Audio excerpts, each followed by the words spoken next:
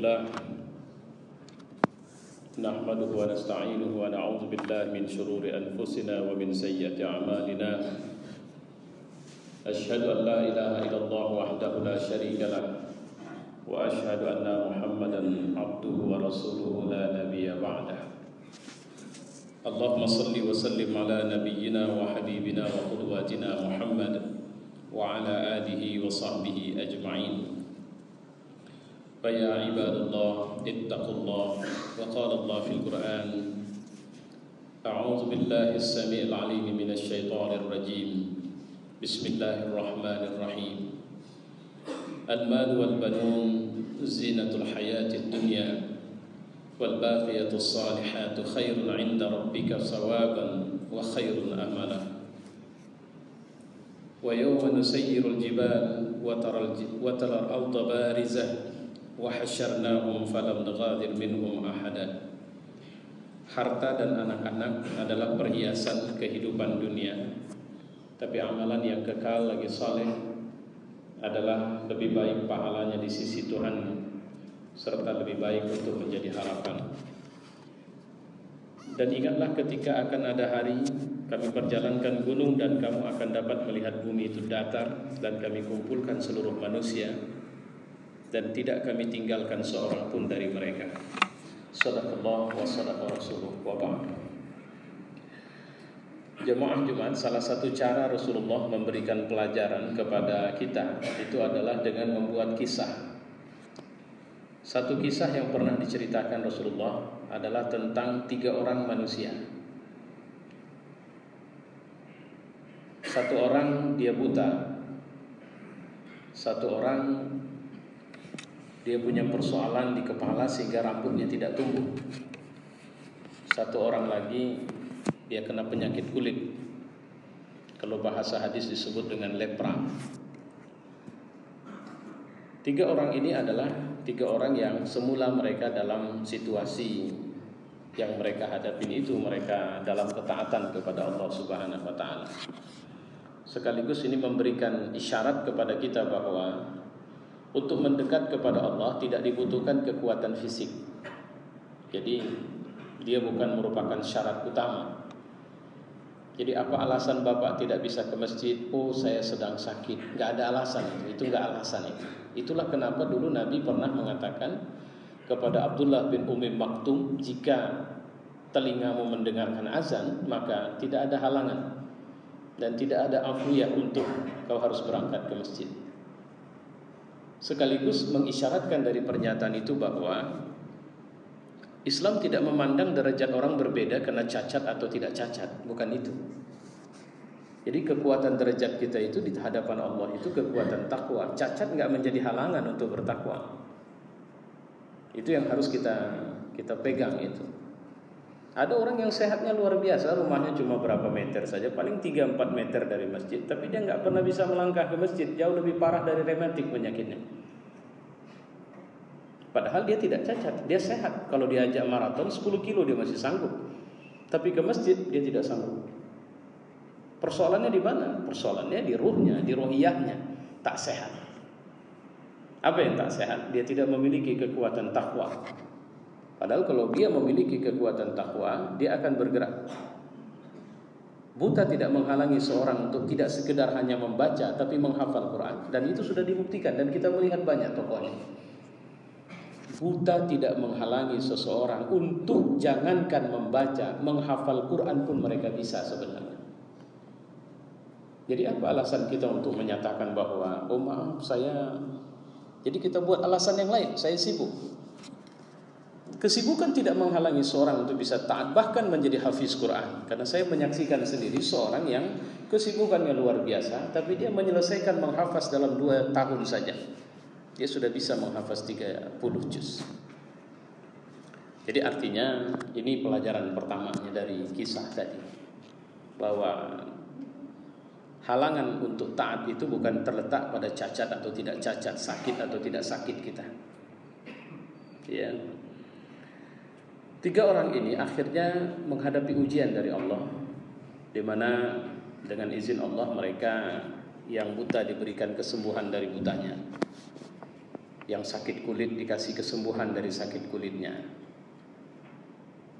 Kemudian yang taat dalam arti kata rambutnya tidak ada, Allah pun kasih dia rambut. Cuma biasanya kita kalau orang yang terkena penyakit-penyakit begini, pertama kita harus bisa menerima ini babnya ujian. Dan ujian itu tanda Allah sedang punya perhatian sama kita. Kalau di Indonesia nggak kayak begitu kita.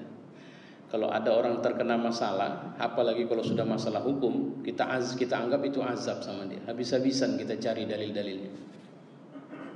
Sama kayak Gubernur Sumatera Utara sekarang sedang ada masalah. Yang saya heran, ada sebagian orang yang lebih suka menceritakan poligaminya. Sampai-sampai saya berpikir, di mana di syariat poligami itu salah?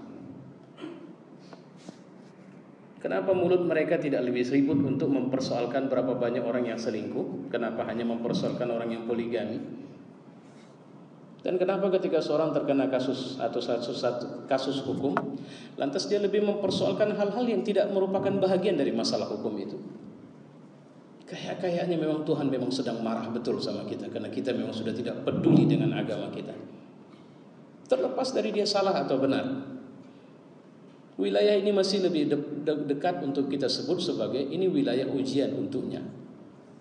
Dan mungkin kita tidak jauh lebih kuat darinya kalau kita menghadapi ujian yang sama. Apa kita bisa menjamin diri kita?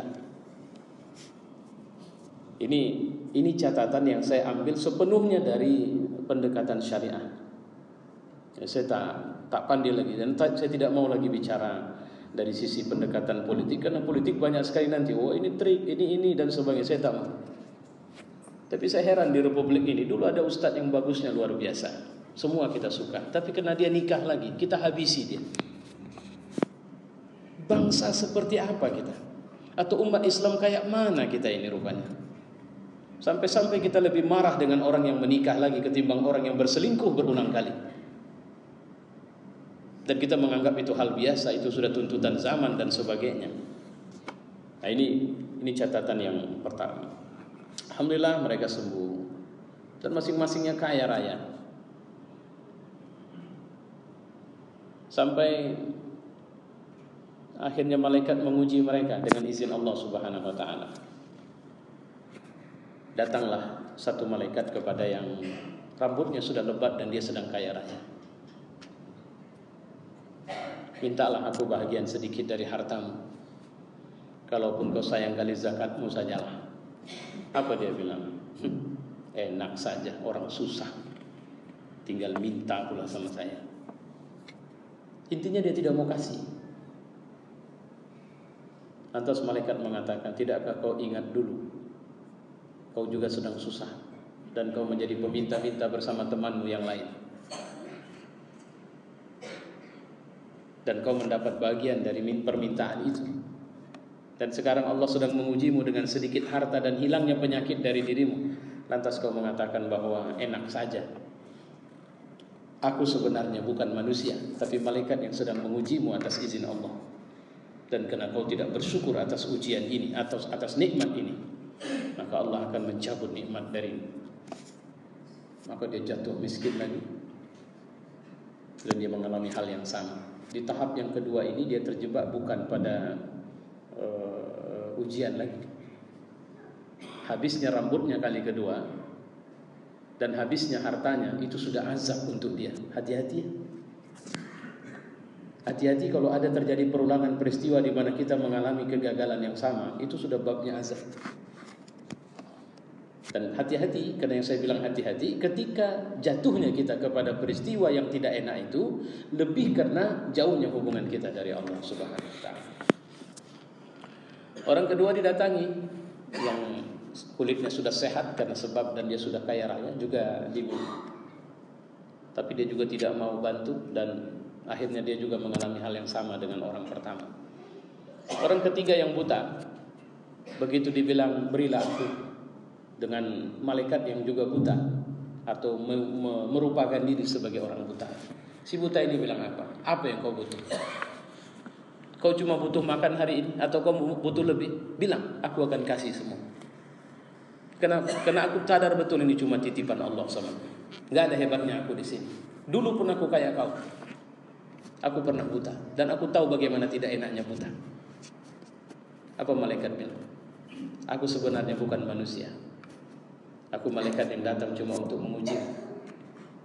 Dan kau lulus dari ujian ini. Semoga Allah memberi keberkahan pada harta yang kau dapatkan ini dan kesehatan yang diberikan Allah kepada orang buta ini. Menangis, apalagi setelah malaikat menceritakan dua temannya yang akhirnya diazab kembali dengan dicabut. Jemaah yang mulia, ilustrasi pelajaran ini sebenarnya adalah satu pelajaran baik untuk kita semua, bahwa Nabi pernah memang mencurigai sahabat, dalam arti kata bertanya kepada para sahabat, bagaimana kalau aku kasih kepada kalian atau dibukakan semua pintu dunia ini? Hazanah itu artinya gudang, perbendaharaan, kekayaan dunia. Para sahabat bilang, kami akan menggunakannya untuk bertakwa kepada Allah, beribadah kepada Allah. Apa kata Nabi? Bahkan aku khawatir kalian akan bertentangan satu sama lain, bermusuhan satu sama lain karena harta itu. Dan itulah dunia, dan itu karakternya. Apa yang membuat kita terjebak pada pertentangan itu? Dan memang sudah terbukti. Ada banyak orang yang kuat sekali, bagus sekali, hebat sekali ketika dia taat kepada Allah dan dia belum diberikan amanah ujian. Tapi kemudian dia terjerembab jatuh di saat sedikit kesenangan dunia diberikan kepadanya. Kasihanilah diri kita dan mintalah kepada Allah kemaafan, mohon ampun, dan juga minta dikasihani oleh Allah. Karena sebenarnya ketika kita diberikan sedikit kesenangan dalam hidup, itulah yang sering memaksa kita keluar dari ketaatan kepada Allah Subhanahu wa taala. Indikasinya bisa dilihat dari hilangnya kemanisan ibadah. Ketika dulu Bapak belum punya jabatan, Bapak masih punya waktu sholat tahajud dengan enak. Sekarang Bapak tidak dapat lagi. Tangisi dirimu, karena khawatirlah, karena jabatan itulah sebabnya di mana kau tidak punya hubungan baik lagi dengan Allah. Dulu waktu belum ada apa-apa, masih ada waktu baca Quran. Sekarang kita lebih sering, saya harus membawa rekanan saya ke kafe, saya harus bawa rekanan saya, dia mau rencana minta makan ini dan sebagainya.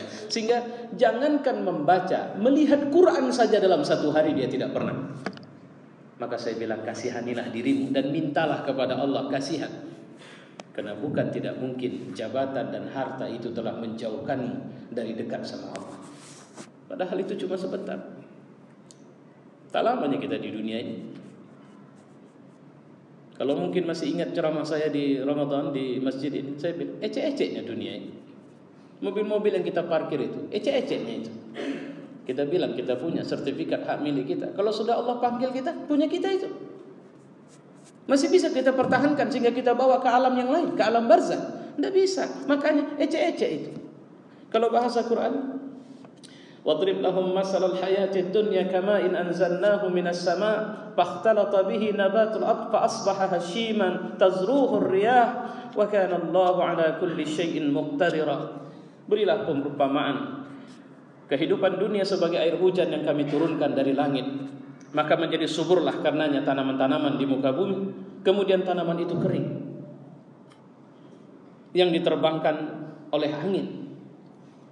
Dan Allah Maha berkuasa atas segala sesuatu. Sebelum hari raya kemarin, hari terakhir Ramadan, seseorang memberikan satu rangkai bunga yang cantik. Saya lihat, dia suruh milih, saya pilih mana yang mau. Ustaz bawa pulang supaya cantik suasana Ramadan, hari raya di rumah Ustaz. Saya tidak teringat diri saya teringat istri saya. Yang saya bayangkan tumbuhan ini bisa hidup terus. Saya memilih yang disukai oleh istri saya. Saya bawa pulang. Begitu sampai rumah, benarlah saya bahwa istri saya sangat berbahagia. Tapi saya terkejut ketika istri saya bilang bahwa bunga ini tidak bisa bertahan lama. Loh, kan bisa dipupuk, bisa diairi. Iya, tapi bunga ini sudah dicabut dari akarnya. Ini hanya dirangkai-rangkai saja. Astagfirullah.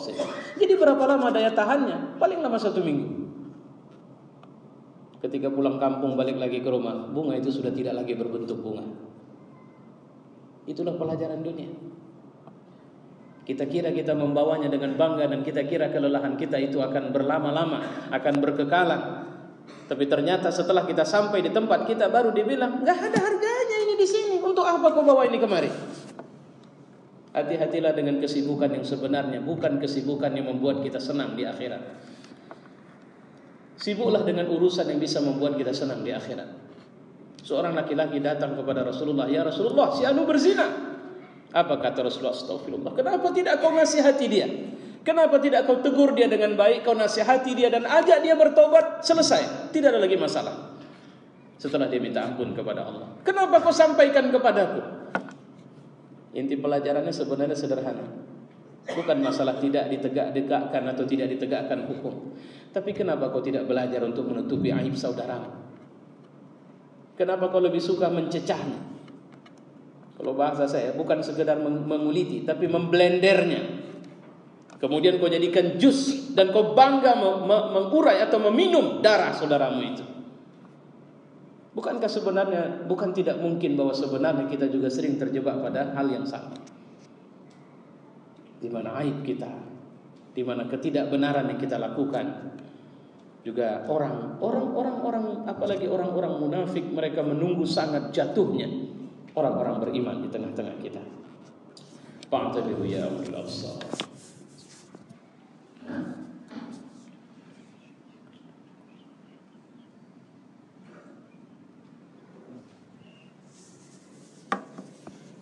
Alhamdulillah,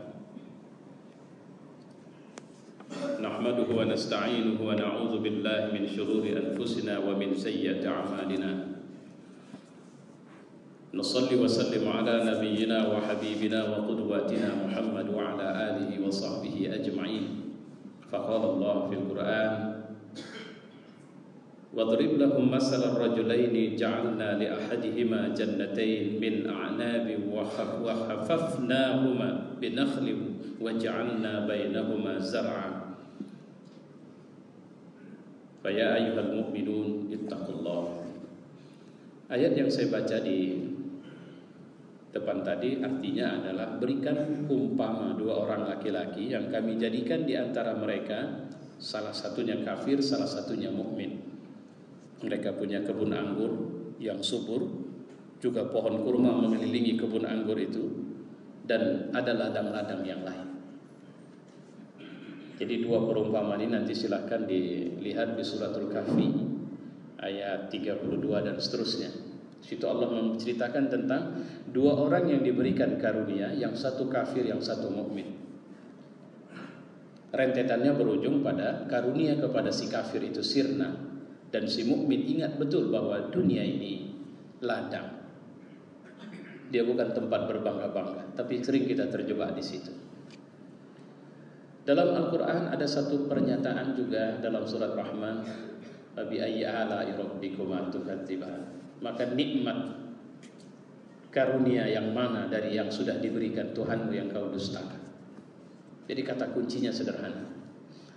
Menjadi fitrah menunjukkan tanda bahwa kita bersyukur kepada Allah Subhanahu wa taala. Dan menjadi hamba yang bersyukur, kita tidak fokus pada nikmat atau azab yang menimpa orang lain, kecuali kita fokus pada nikmat yang ada diberikan Allah kepada kita, dan memberdayakan nikmat itu pada jalan yang Allah suruh kita memberdayakannya.